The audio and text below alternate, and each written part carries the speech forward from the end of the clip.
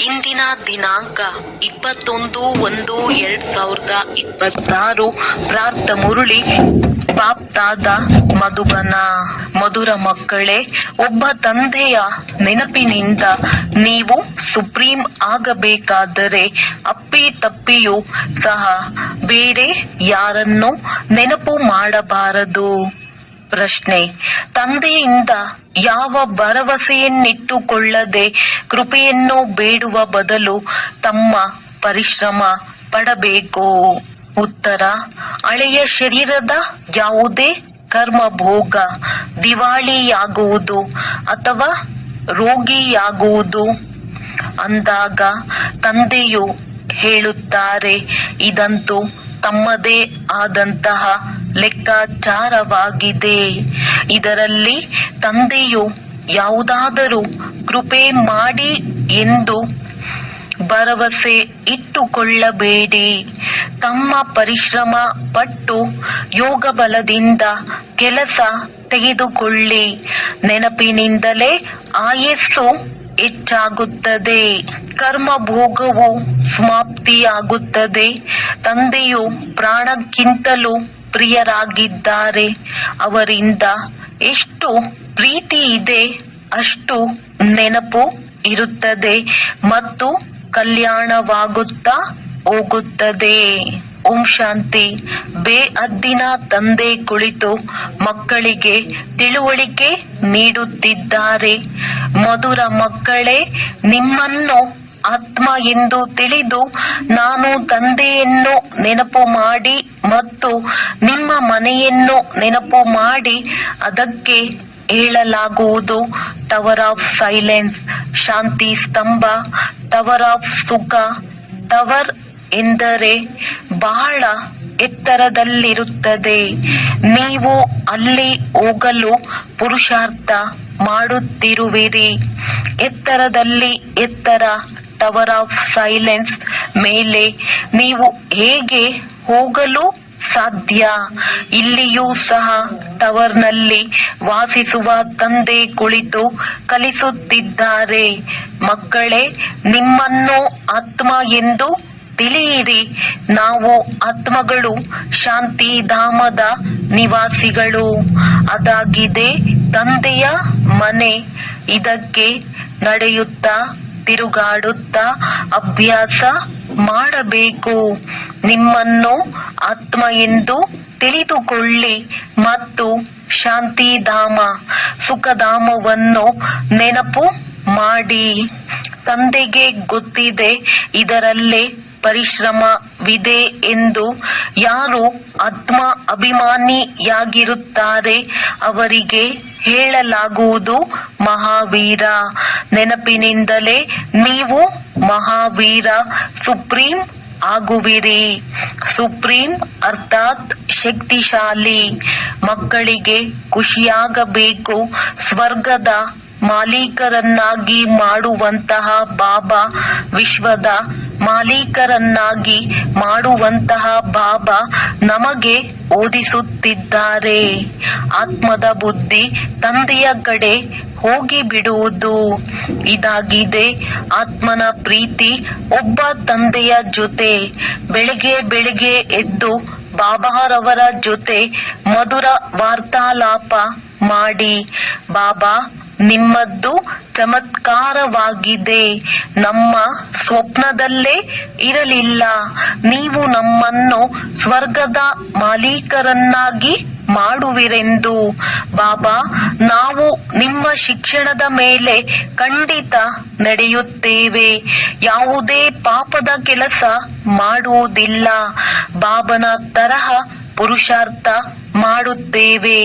ಮಕ್ಕಳಿಗೂ ಸಹ ಹೇಳುತ್ತೇವೆ, ಶಿವಬಾಬನಿಗೆ ಎಷ್ಟೊಂದು ಮಕ್ಕಳಿದ್ದಾರೆ, ಕಾಳಜಿಯಂತೂ ಇರುವುದಲ್ಲವೇ? ಎಷ್ಟು ಮಕ್ಕಳ ಸಂಭಾಲನೆಯಾಗುತ್ತದೆ. ಇಲ್ಲಿ ನೀವು ಈಶ್ವರಿಯ ಪರಿವಾರದಲ್ಲಿ ಕುಳಿತಿರುವಿರಿ. ತಂದೆ ಸನ್ಮುಖದಲ್ಲಿ ಕುಳಿತಿದ್ದಾರೆ. ನಿಮ್ಮ ಜೊತೆಯಲ್ಲೇ ತಿನ್ನುವೆವು, ನಿಮ್ಮ ಜೊತೆಯಲ್ಲೇ ಕುಳಿತುಕೊಳ್ಳುವೆವು. ನೀವು ತಿಳಿದಿರುವಿರಿ, ಶಿವಬಾಬಾ ಇವರಲ್ಲಿ ಬಂದು ಹೇಳುತ್ತಾರೆ, ಮಧುರ ಮಕ್ಕಳೇ, ಮಾಮೇಕಂ ಯಾದ್ ಕರೋ, ನನ್ನೊಬ್ಬನನ್ನೇ ನೆನಪು ಮಾಡಿ. ದೇಹ ಸಹಿತ ದೇಹದ ಎಲ್ಲ ಸಂಬಂಧಗಳನ್ನು ಮರೆತು ಬಿಡಿ. ಇದು ಅಂತಿಮ ಜನ್ಮವಾಗಿದೆ. ಈ ಹಳೆಯ ಜಗತ್ತು, ಹಳೆಯ ದೇಹ ಸಮಾಪ್ತಿಯಾಗುವುದಿದೆ. ಗಾದೆ ಮಾತು ಇದೆ, ನೀವು ಸತ್ತರೆ ನಿಮ್ಮ ಪಾಲಿಗೆ ಜಗತ್ತೇ ಸತ್ತ ಹಾಗೆ ಎಂದು. ಪುರುಷಾರ್ಥಕ್ಕಾಗಿ ಸಂಗಮ ಯುಗದ ಸ್ವಲ್ಪವೇ ಸಮಯ ಬಾಕಿ ಇದೆ. ಮಕ್ಕಳು ಕೇಳುತ್ತಾರೆ, ಈ ವಿದ್ಯೆ ಎಲ್ಲಿಯವರೆಗೆ ನಡೆಯುತ್ತೆ ಎಂದು. ಎಲ್ಲಿಯವರೆಗೆ ದೈವಿ ರಾಜಧಾನಿ ಸ್ಥಾಪನೆಯಾಗುವುದು ಅಲ್ಲಿಯವರೆಗೆ ನಿಮಗೆ ಹೇಳುತ್ತಲೇ ಇರುವೆನು. ನಂತರ ಟ್ರಾನ್ಸ್ಫರ್ ಆಗುವುದು ಹೊಸ ಪ್ರಪಂಚಕ್ಕೆ. ಇದು ಹಳೆಯ ಶರೀರವಾಗಿದೆ. ಏನಾದರೂ ಒಂದು ಕರ್ಮ ಭೋಗ ನಡೆಯುತ್ತಾ ಇರುತ್ತದೆ. ಇದರಲ್ಲಿ ಬಾಬಾ ಸಹಾಯ ಮಾಡುತ್ತಾರೆ ಎನ್ನುವ ಭರವಸೆ ಇಟ್ಟುಕೊಳ್ಳಬೇಡಿ. ದಿವಾಳಿ ಆಯಿತು, ಕಾಯಿಲೆ ಆಯಿತು, ತಂದೆ ಹೇಳುತ್ತಾರೆ, ಇದು ನಿಮ್ಮ ಲೆಕ್ಕಾಚಾರವಾಗಿದೆ. ಆದರೂ ಯೋಗದಿಂದ ಆಯಸ್ಸು ವೃದ್ಧಿಯಾಗುವುದು. ನೀವು ನಿಮ್ಮ ಪರಿಶ್ರಮ ಪಡಿ, ಕೃಪೆ ಬೇಡಬೇಡಿ. ತಂದೆಯನ್ನು ಎಷ್ಟು ನೆನಪು ಮಾಡುವಿರಿ ಅದರಲ್ಲೇ ಕಲ್ಯಾಣವಿದೆ. ಎಷ್ಟು ಸಾಧ್ಯವೋ ಅಷ್ಟು ಯೋಗ ಬಲದಿಂದ ಕೆಲಸ ತೆಗೆದುಕೊಳ್ಳಿ. ಆಡುವಿರಲ್ಲವೇ, ನನ್ನನ್ನು ಕಣ್ಣಿನ ರೆಪ್ಪೆಗಳಲ್ಲಿ ಮುಚ್ಚಿಟ್ಟುಕೊಳ್ಳಿ. ಪ್ರಿಯ ವಸ್ತುವನ್ನು ಕಣ್ಮಣಿ ಪ್ರಾಣಪ್ರಿಯ ಎಂದು ಹೇಳುತ್ತಾರೆ. ಈ ತಂದೆಯಂತೂ ಬಹಳ ಪ್ರಿಯರಾಗಿದ್ದಾರೆ. ಆದರೆ ಗುಪ್ತ, ಅವರ ಮೇಲೆ ಪ್ರೀತಿ ಹೀಗೆ ಇರಬೇಕು, ಅದರ ಮಾತೆ ಕೇಳಬೇಡಿ. ಮಕ್ಕಳಿಗಂತೂ ತಂದೆಯನ್ನು ಕಣ್ಣಿನ ರೆಪ್ಪೆಯಲ್ಲಿ ಮುಚ್ಚಿಕೊಳ್ಳಬೇಕು. ರೆಪ್ಪೆಗಳೆಂದರೆ ಈ ಕಣ್ಣುಗಳಲ್ಲ, ಅದಂತೂ ಬುದ್ಧಿಯಲ್ಲಿ ನೆನಪಿಡಬೇಕು. ಅತಿ ಪ್ರೀತಿಯ ನಿರಾಕಾರ ತಂದೆ ನಮಗೆ ಓದಿಸುತ್ತಿದ್ದಾರೆ. ಅವರು ಜ್ಞಾನ ಸಾಗರ, ಸುಖ ಸಾಗರ, ಪ್ರೀತಿಯ ಸಾಗರ ಆಗಿದ್ದಾರೆ. ಈ ರೀತಿಯ ಅತಿ ಪ್ರಿಯ ತಂದೆಯ ಜೊತೆ ಎಷ್ಟು ಪ್ರೀತಿಯಿಂದಿರಬೇಕು. ಮಕ್ಕಳಿಗೆ ಎಷ್ಟೊಂದು ಸ್ವಾರ್ಥರಹಿತ ಸೇವೆ ಮಾಡುತ್ತಾರೆ. ಪತಿತ ಶರೀರದಲ್ಲಿ ಬಂದು ಮಕ್ಕಳನ್ನು ವಜ್ರ ಸಮಾನ ಮಾಡುತ್ತಾರೆ. ಎಷ್ಟು ಮಧುರ ಬಾಬಾ ಆಗಿದ್ದಾರೆ. ಆದ್ದರಿಂದ ಮಕ್ಕಳು ಸಹ ಅಷ್ಟು ಮಧುರರಾಗಬೇಕು. ಬಾಬಾ, ನೀವು ಎಷ್ಟು ನಿರಹಂಕಾರಿಯಾಗಿ ಮಕ್ಕಳ ಸೇವೆ ಮಾಡುವಿರಿ. ಆದ್ದರಿಂದ ನೀವು ಮಕ್ಕಳು ಸಹ ಅಷ್ಟು ಸೇವೆ ಮಾಡಬೇಕು. ಶ್ರೀಮತದ ಮೇಲೆ ನಡೆಯಬೇಕು. ಎಲ್ಲಾದರೂ ನಿಮ್ಮ ಮತದಂತೆ ನಡೆದರೆ ನಿಮ್ಮ ಅದೃಷ್ಟಕ್ಕೆ ಬರೆ ಎಳೆದುಕೊಂಡು ಬಿಡುವಿರಿ. ನೀವು ಬ್ರಾಹ್ಮಣರು ಈಶ್ವರಿಯ ಸಂತಾನರಾಗಿರುವಿರಿ. ಬ್ರಹ್ಮರವರ ಸಂತಾನ, ಸಹೋದರ ಸಹೋದರಿ ಆಗಿರುವಿರಿ. ಈಶ್ವರಿಯ ಮೊಮ್ಮಗಳು ಆಗಿರುವಿರಿ. ಅವರಿಂದ ಆಸ್ತಿ ಪಡೆಯುತ್ತಿರುವಿರಿ. ಎಷ್ಟು ಪುರುಷಾರ್ಥ ಮಾಡುವಿರಿ ಅಷ್ಟು ಪದವಿಯನ್ನು ಪಡೆಯುವಿರಿ. ಇದರಲ್ಲಿ ಸಾಕ್ಷಿಯಾಗಿರುವುದಕ್ಕೂ ಸಹ ಬಹಳ ಅಭ್ಯಾಸ ಬೇಕು. ಬಾಬಾ ಹೇಳುತ್ತಾರೆ, ಮಧುರ ಮಕ್ಕಳೇ, ಏ ಆತ್ಮರೇ, ಮಾಮೇಕಂ ಯಾದ್ ಕರೋ, ನನ್ನೊಬ್ಬನನ್ನೇ ನೆನಪು ಮಾಡಿ. ಅಪ್ಪಿ ತಪ್ಪಿಯೂ ಸಹ ತಂದೆಯ ವಿನಃ ಬೇರೆ ಯಾರನ್ನು ನೆನಪು ಮಾಡಬೇಡಿ. ನಿಮ್ಮ ಪ್ರತಿಜ್ಞೆಯಾಗಿದೆ, ಬಾಬಾ, ನನಗಂತೂ ನೀವೊಬ್ಬರೇ ಆಗಿರುವಿರಿ. ನಾವು ಆತ್ಮ ಆಗಿದ್ದೇವೆ, ನೀವು ಪರಮಾತ್ಮ ಆಗಿರುವಿರಿ. ನಿಮ್ಮಿಂದಲೇ ಆಸ್ತಿಯನ್ನು ಪಡೆಯಬೇಕು. ನಿಮ್ಮಿಂದಲೇ ರಾಜಯೋಗವನ್ನು ಕಲಿಯುತ್ತಿದ್ದೇವೆ. ಯಾವುದರಿಂದ ರಾಜ್ಯ ಭಾಗ್ಯ ಪಡೆಯುತ್ತೇವೆ? ಮಧುರ ಮಕ್ಕಳೇ, ನೀವು ತಿಳಿದಿರುವಿರಿ, ಇದು ಅನಾದಿ ಡ್ರಾಮಾ ಆಗಿದೆ. ಇದರಲ್ಲಿ ಸೋಲು ಗೆಲುವಿನ ಆಟ ನಡೆಯುತ್ತಿರುತ್ತದೆ. ಏನಾಗುತ್ತಿದೆ ಅದು ಸರಿಯಾಗಿದೆ. ರಚಯಿತನಿಗೆ ಡ್ರಾಮಾ ಖಂಡಿತ ಇಷ್ಟವಾಗಿರುವುದಲ್ಲವೇ? ಆದ್ದರಿಂದ ರಚಯಿತನ ಮಕ್ಕಳಿಗೂ ಸಹ ಇಷ್ಟವಾಗಬೇಕು. ಈ ಡ್ರಾಮಾದಲ್ಲಿ ತಂದೆ ಒಂದೇ ಬಾರಿ ಮಕ್ಕಳಿಗೆ ಹೃದಯಪೂರ್ವಕವಾದ ಪ್ರೀತಿಯಿಂದ ಸೇವೆ ಮಾಡಲು ಬರುತ್ತಾರೆ. ತಂದೆಗಂತೂ ಎಲ್ಲ ಮಕ್ಕಳ ಮೇಲೆ ಪ್ರೀತಿ ಇದೆ. ನೀವು ತಿಳಿದಿರುವಿರಿ, ಸತ್ಯಯುಗದಲ್ಲಿಯೂ ಸಹ ಎಲ್ಲರೂ ಒಬ್ಬರು ಇನ್ನೊಬ್ಬರನ್ನು ಬಹಳ ಪ್ರೀತಿ ಮಾಡುತ್ತಾರೆ. ಪ್ರಾಣಿಗಳಲ್ಲಿಯೂ ಸಹ ಪ್ರೀತಿ ಇರುತ್ತದೆ. ಈ ರೀತಿ ಯಾವುದೇ ಪ್ರಾಣಿಗಳಿರುವುದಿಲ್ಲ ಯಾವುದು ಪ್ರೀತಿಯಿಂದ ಇಲ್ಲದೆ ಇರುವುದು. ಆದ್ದರಿಂದ ನೀವು ಮಕ್ಕಳು ಇಲ್ಲಿ ಮಾಸ್ಟರ್ ಪ್ರೀತಿಯ ಸಾಗರರಾಗಬೇಕು. ಇಲ್ಲಿ ಆದಾಗ ಅಲ್ಲಿ ಸಂಸ್ಕಾರ ಅವಿನಾಶಿಯಾಗಿ ಬಿಡುವುದು. ತಂದೆ ಹೇಳುತ್ತಾರೆ, ಕಲ್ಪದ ಇಂದಿನಂತೆ ಪುನಃ ಪ್ರಿಯರನ್ನಾಗಿ ಮಾಡಲು ಬಂದಿರುವೆನು. ಎಂದಾದರೂ ಯಾವುದೇ ಮಕ್ಕಳು ಕೋಪದಿಂದ ಕೂಗಾಡುವುದನ್ನು ಕೇಳಿದರೆ ತಂದೆ ಶಿಕ್ಷಣ ಕೊಡುತ್ತಾರೆ. ಮಗು, ಕೋಪ ಮಾಡಿಕೊಳ್ಳುವುದು ಒಳ್ಳೆಯದಲ್ಲ. ಇದರಿಂದ ನೀನು ದುಃಖಿಯಾಗುವೆ, ಬೇರೆಯವರನ್ನೂ ಸಹ ದುಃಖಿಗಳನ್ನಾಗಿ ಮಾಡುವೆ. ತಂದೆ ಸದಾ ಕಾಲಕ್ಕೆ ಸುಖವನ್ನು ಕೊಡುವವರಾಗಿದ್ದಾರೆ. ಆದ್ದರಿಂದ ಮಕ್ಕಳಿಗೂ ಸಹ ತಂದೆ ಸಮಾನರಾಗಬೇಕು. ಒಬ್ಬರಿನ್ನೊಬ್ಬರಿಗೆ ಎಂದು ದುಃಖವನ್ನು ಕೊಡಬಾರದು.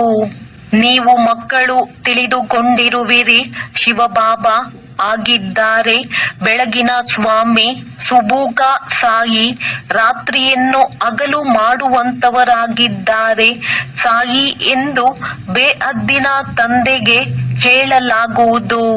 ಅವರೊಬ್ಬರೇ ಸಾಯಿ ಬಾಬಾ ಆಗಿದ್ದಾರೆ. ಹೆಸರೇ ಆಗಿದೆ ಬೋಲಾನಾಥ. ಬೋಲಿ ಬೋಲಿ ಕನ್ಯೆಯರು ಮಾತೆಯರ ಮೇಲೆ ಜ್ಞಾನದ ಕಳಸ ಇಡುತ್ತಾರೆ. ಅವರನ್ನೇ ವಿಶ್ವದ ಮಾಲೀಕರನ್ನಾಗಿ ಮಾಡುತ್ತಾರೆ. ಎಷ್ಟು ಸಹಜ ಉಪಾಯ ತಿಳಿಸುತ್ತಾರೆ. ಎಷ್ಟು ಪ್ರೀತಿಯಿಂದ ನಿಮ್ಮನ್ನು ಜ್ಞಾನದಿಂದ ಪಾಲನೆ ಮಾಡುತ್ತಾರೆ. ಆತ್ಮನನ್ನು ಪಾವನ ಮಾಡಲು ನೆನಪಿನ ಯಾತ್ರೆಯಲ್ಲಿರಿ. ಯೋಗದ ಸ್ನಾನ ಮಾಡಬೇಕು. ಜ್ಞಾನ ಆಗಿದೆ ವಿದ್ಯೆ. ಯೋಗ ಸ್ನಾನದಿಂದ ಪಾಪ ಭಸ್ಮ ಆಗುವುದು. ನಿಮ್ಮನ್ನು ಆತ್ಮ ಎಂದು ತಿಳಿಯುವ ಅಭ್ಯಾಸ ಮಾಡುತ್ತೀರಿ. ಆಗ ಈ ದೇಹದ ಅಹಂಕಾರ ಪೂರ್ತಿ ಮುರಿದು ಹೋಗುವುದು. ಯೋಗದಿಂದಲೇ ಪವಿತ್ರ ಸತೋ ಪ್ರಧಾನರಾಗಿ ಬಾಬಾರವರ ಬಳಿ ಹೋಗಬೇಕಾಗಿದೆ. ಕೆಲವು ಮಕ್ಕಳು ಈ ಮಾತುಗಳನ್ನು ಸರಿಯಾದ ರೀತಿಯಲ್ಲಿ ಅರ್ಥ ಮಾಡಿಕೊಳ್ಳುವುದಿಲ್ಲ. ಸತ್ಯ ತಮ್ಮ ಚಾರ್ಟ್ ಹೇಳುವುದಿಲ್ಲ.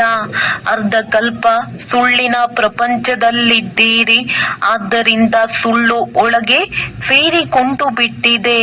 ಸತ್ಯತೆಯಿಂದ ನಿಮ್ಮ ಚಾರ್ಟ್ ತಂದೆಗೆ ಒಪ್ಪಿಸಬೇಕಾಗಿದೆ. ಚೆಕ್ ಮಾಡಿಕೊಳ್ಳಬೇಕು. ನಾವು 3/4 ಗಂಟೆ ಕುಳಿತುಕೊಂಡರೆ ಅದರಲ್ಲಿ ಎಷ್ಟು ಸಮಯ ನಮ್ಮನ್ನು ಆತ್ಮ ಎಂದು ಅರ್ಥ ಮಾಡಿಕೊಂಡು ತಂದೆಯನ್ನು ನೆನಪು ಮಾಡಿದೆ.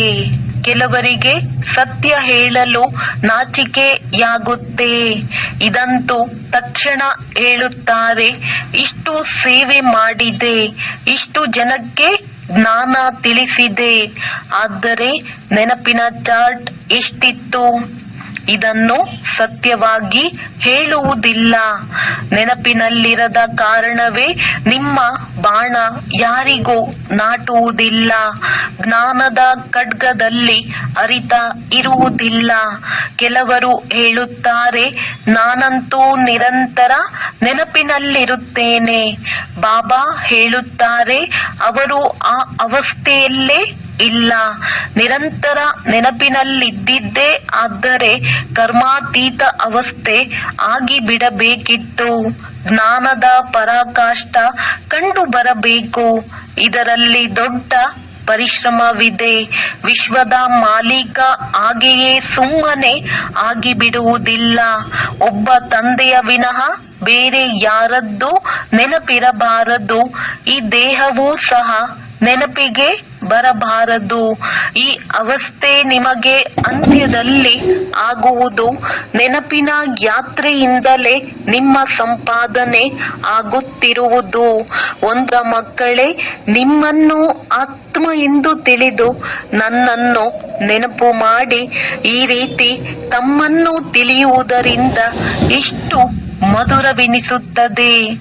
ನಾವು ಏನಾಗಿದ್ದೆವು, ಈಗ ಏನಾಗುತ್ತಿದ್ದೇವೆ. ಈ ಡ್ರಾಮಾ ಎಷ್ಟು ವಂಡರ್ಫುಲ್ ಆಗಿದೆ ಎಂಬುದನ್ನು ಈಗ ನೀವು ತಿಳಿದುಕೊಂಡಿದ್ದೀರಿ. ಇದು ಪುರುಷೋತ್ತಮ ಸಂಗಮ ಯುಗವಾಗಿದೆ. ಕೇವಲ ಈ ಒಂದು ನೆನಪಿದ್ದರೂ ಸಹ ನಿಶ್ಚಯವಾಗುತ್ತದೆ, ನಾವು ಸತ್ಯಯುಗಕ್ಕೆ ಹೋಗುವವರು. ಈಗ ಸಂಗಮ ಯುಗದಲ್ಲಿದ್ದೇವೆ, ನಂತರ ಮನೆಗೆ ಹೋಗಬೇಕಾಗಿದೆ. ಆದ್ದರಿಂದ ಪಾವನ ಅವಶ್ಯವಾಗಿ ಆಗಬೇಕು. ಆಂತರ್ಯದಲ್ಲಿ ಬಹಳ ಸಂತೋಷ ಇರಬೇಕು. ಓಹೋ, ಬೇಅದ್ದಿನ ತಂದೆಯು ಹೇಳುತ್ತಾರೆ, ಮಧುರಾತಿ ಮಧುರ ಮಕ್ಕಳೇ, ನನ್ನನ್ನು ನೆನಪು ಮಾಡಿ, ಆಗ ನೀವು ಸತೋ ಪ್ರಧಾನರಾಗುತ್ತೀರಿ, ವಿಶ್ವದ ಮಾಲೀಕರಾಗುತ್ತೀರಿ. ಬಾಪ್ತಾದ ಮಕ್ಕಳನ್ನು ಎಷ್ಟು ಪ್ರೀತಿಸುತ್ತಾರೆ. ಈ ರೀತಿಯೆಲ್ಲ ಕೇವಲ ಶಿಕ್ಷಕನ ರೂಪದಲ್ಲಿ ಓದಿಸಿ ಮನೆಗೆ ಹೋಗಿ ಬಿಡುತ್ತಾರೆ. ಇವರು ತಂದೆಯೂ ಹೌದು, ಶಿಕ್ಷಕರು ಹೌದು, ನಿಮಗೆ ಓದಿಸುತ್ತಾರೆ. ನೆನಪಿನ ಯಾತ್ರೆಯನ್ನು ಸಹ ಕಲಿಸುತ್ತಾರೆ. ಇಂತಹ ವಿಶ್ವದ ಮಾಲೀಕರನ್ನಾಗಿ ಮಾಡುವಂತಹ, ಪತಿತರಿಂದ ಪಾವನ ಮಾಡುವಂತಹ ತಂದೆಯೊಂದಿಗೆ ಬಹಳ ಪ್ರೀತಿ ಇರಬೇಕು. ಬೆಳಿಗ್ಗೆ ಎದ್ದ ತಕ್ಷಣ ಮೊಟ್ಟ ಮೊದಲು ಶಿವಬಾಬಾರವರಿಗೆ ಗುಡ್ ಮಾರ್ನಿಂಗ್ ಹೇಳಬೇಕು.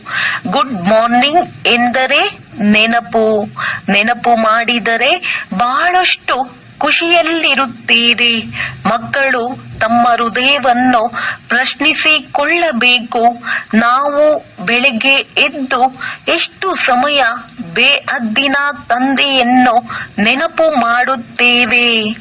ಮನುಷ್ಯರು ಅಮೃತ ವೇಳೆಯಲ್ಲಿ ಭಕ್ತಿ ಮಾಡುತ್ತಾರೆ.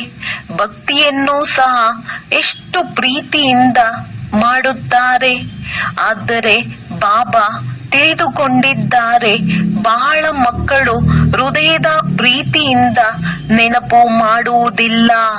ಬೆಳಿಗ್ಗೆ ಎದ್ದು ತಂದೆಗೆ ಗುಡ್ ಮಾರ್ನಿಂಗ್ ಮಾಡಿ ಜ್ಞಾನ ಚಿಂತನೆಯಲ್ಲಿದ್ದರೆ ಖುಷಿಯ ನಶೆ ಏರುತ್ತದೆ. ತಂದೆಯೊಂದಿಗೆ ಗುಡ್ ಮಾರ್ನಿಂಗ್ ಮಾಡಲಿಲ್ಲವೆಂದರೆ ಪಾಪದ ಭಾರ ಹೇಗೆ ಕಡಿಮೆಯಾಗುತ್ತದೆ? ಮುಖ್ಯ ವಿಷಯವೇ ನೆನಪು. ಇದರಿಂದ ನಿಮ್ಮ ಭವಿಷ್ಯಕ್ಕಾಗಿ ಭಾರಿ ಸಂಪಾದನೆಯಾಗುತ್ತದೆ. ಕಲ್ಪಾಂತರಕ್ಕೂ ಈ ಸಂಪಾದನೆ ಕೆಲಸಕ್ಕೆ ಬರುತ್ತದೆ. ಬಹಳ ಧೈರ್ಯದಿಂದ, ಗಂಭೀರತೆಯಿಂದ, ಅರಿವಿನಿಂದ ನೆನಪು ಮಾಡಬೇಕು. ದೊಡ್ಡ ರೂಪದಿಂದ ಹೇಳಿಬಿಡುತ್ತೇವೆ, ನಾವು ಬಾಬಾರವರನ್ನು ಬಹಳ ನೆನಪು ಮಾಡುತ್ತೇವೆ ಎಂದು. ಆದರೆ ಅಕ್ಯುರೇಟ್ ನೆನಪು ಮಾಡುವುದರಲ್ಲಿ ಪರಿಶ್ರಮವಿದೆ.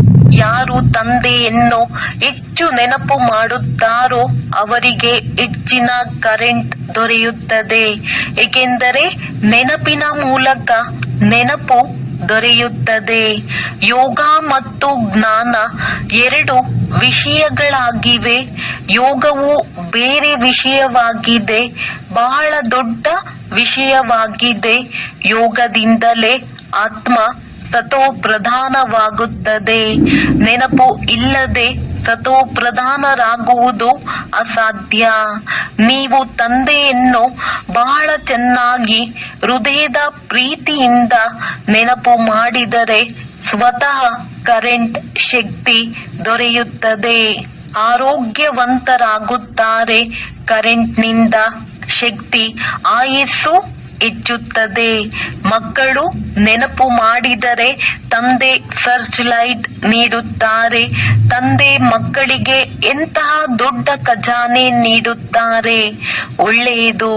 ಮಧುರಾತಿ ಮಧುರ ಅಗಲಿ ಹೋಗಿ ಮರಳಿ ಸಿಕ್ಕಿರುವ ಕಣ್ಮಣಿ ಮಕ್ಕಳ ಪ್ರತಿ ಮಾತ್ಪಿತಾ ಬಾಪ್ ದಾದಾರವರ ಹೃದಯದ ನೆನಪು, ಪ್ರೀತಿ ಹಾಗೂ ಸುಪ್ರಭಾತ.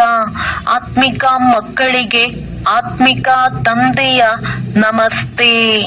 ಧಾರಣೆಗಾಗಿ ಮುಖ್ಯ ಸಾರ. ತಂದೆಯನ್ನು ಧೈರ್ಯ, ಗಂಭೀರತೆ, ಅರಿವಿನಿಂದ ನೆನಪು ಮಾಡಬೇಕು. ನೆನಪು ಅಕ್ಯುರೇಟ್ ಆಗಿದ್ದರೆ ಕರೆಂಟ್ ಶಕ್ತಿ ದೊರೆಯುವುದು. ಆಯಸ್ಸು ಹೆಚ್ಚುತ್ತದೆ. ಆರೋಗ್ಯವಂತರಾಗಿ ಬಿಡುವಿರಿ. ಶ್ರೇಷ್ಠ ಪದವಿ ಪಡೆಯಲು ಸ್ವಯಂನ ಚಲನೆಯನ್ನು ಸುಧಾರಿಸಬೇಕು. ಹೆಚ್ಚು ಆಸೆಗಳನ್ನು ಇಟ್ಟುಕೊಳ್ಳಬಾರದು. ಕರ್ಮೇಂದ್ರಿಯಗಳ ಮೇಲೆ ಸಂಪೂರ್ಣ ನಿಯಂತ್ರಣ ಇರಬೇಕು. ಮಾತಾಪಿತರನ್ನು ಸಂಪೂರ್ಣವಾಗಿ ಫಾಲೋ ಮಾಡಬೇಕು. ವರದಾನ: ಫಾಲೋ ಫಾದರ್ ಮತ್ತು ಸಿ ಫಾದರ್ನ ಮಹಾಮಂತ್ರದ ಮೂಲಕ ಏಕರಸ ಸ್ಥಿತಿ ಮಾಡಿಕೊಳ್ಳುವಂತಹ ಶ್ರೇಷ್ಠ ಪುರುಷಾರ್ಥಿ ಭವ. C father, follow father. ಈ ಮಂತ್ರವನ್ನು ಸದಾ ತಮ್ಮ ಮುಂದೆ ಇಟ್ಟುಕೊಳ್ಳುತ್ತಾ ಏರುವ ಕಲೆಯಲ್ಲಿ ಸಾಗುತ್ತೀರಿ, ಆರುತ್ತೀರಿ. ಆತ್ಮರನ್ನೆಂದಿಗೂ ನೋಡಬಾರದು, ಏಕೆಂದರೆ ಆತ್ಮರೆಲ್ಲರೂ ಪುರುಷಾರ್ಥಿ ಆಗಿದ್ದಾರೆ. ಪುರುಷಾರ್ಥಿಯಲ್ಲಿ ಸದ್ಗುಣವೂ ಇರುತ್ತದೆ, ಹಾಗೆಯೇ ಕೆಲವು ಕೊರತೆಗಳು ಇರುತ್ತವೆ. ಅವರು ಸಂಪನ್ನರಲ್ಲ. ಆದ್ದರಿಂದ ಫಾಲೋ ಫಾದರ್ ಮಾಡಿರಿ, ಫಾಲೋ ಬ್ರದರ್ಸ್ ಸಿಸ್ಟರ್ಸ್ ಅಲ್ಲ. ಹೇಗೆ ತಂದೆಯವರು ಏಕರಸವಾಗಿ ಇರುತ್ತಾರೆಯೋ ಹಾಗೆಯೇ ಅನುಕರಣೆ ಮಾಡುವವರೂ ಸಹ ಸ್ವತಃವಾಗಿಯೇ ಏಕರಸ ಸ್ಥಿತಿಯವರು ಆಗಿಬಿಡುವರು. ಸ್ಲೋಗನ್: ಪರಚಿಂತನೆಯ ಪ್ರಭಾವದಲ್ಲಿ ಬರದೆ ಶುಭ ಚಿಂತನೆ ಮಾಡುವಂತಹ ಶುಭಚಿಂತಕ ಮಣಿಯಾಗಿರಿ. ಅವ್ಯಕ್ತ ಸೂಚನೆಗಳು: ಈ ಅವ್ಯಕ್ತ ಮಾಸದಲ್ಲಿ ಬಂಧನ ಮುಕ್ತರಾಗಿ ಜೀವನ್ಮುಕ್ತ ಸ್ಥಿತಿಯ ಅನುಭವ ಮಾಡಿರಿ.